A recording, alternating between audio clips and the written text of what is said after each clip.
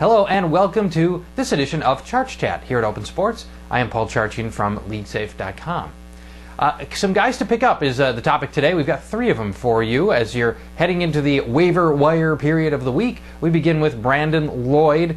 He's turned into the closest thing the Bears have to a go-to receiver. And frankly, I don't think he's a great receiver, but he's all the Bears got. That means against the bad teams, he's going to have some opportunities here. And actually, he put up good numbers against a pretty darn good Tampa defense. But, I don't think he's anybody going to start every week. But the big game last week, over his career, there's been a lot of character issues. Maybe those are behind him now. Last year, he spent the whole season on the bench. And so hopefully now, Brandon Lloyd's realized that his NFL career could be slipping away and that this is his last opportunity here to do something with his career, with an opportunity to start for, a pretty good NFL team. So, we'll see. Kyle Orton is just what Kyle Orton can do, but, in spot duty, Brandon Lloyd could be somebody that helps your team through these tough bye weeks, including this week with a lot of good teams on bye. Next is Steve Slayton.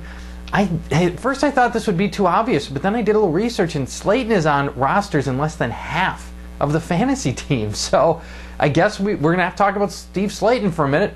Actually, he was on 48% of rosters. I think that number might double by the end of this week because everybody's going to go get him now.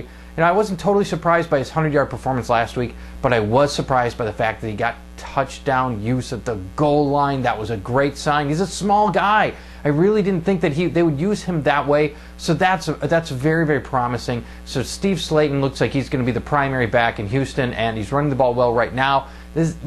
Some caution is the team is going to be behind by a lot for a lot of games. It appears that defense is really bad as always, but still he's a starting running back from the NFL, and those are hard to come by in fantasy leagues. So you certainly can go out and grab him.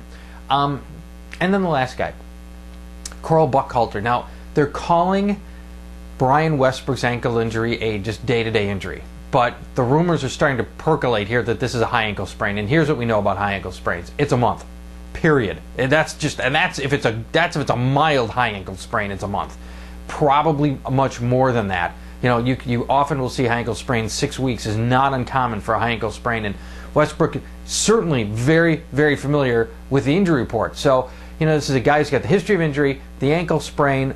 Coral Buckhalter looked really good last week in relief duty here. So if it turns out this is a high ankle sprain, you'll want him on your roster. You'll have the number one running back on a very good offense. So you could certainly pick up Coral Buckhalter now, and I think he makes a ton of sense for a lot of leagues. Find out if it turns out that it's not a high ankle sprain and it really is day to day, and we may see Westbrook as early as this Sunday. Well, then just drop him. But otherwise, you could have a great player for 6 weeks, and that could be a real find for the middle part of your season. All right, thanks for joining us here at Charch Chat on Open Sports. So you think you can tackle a pro? There's only one way to find out. Click on fantasy at opensports.com.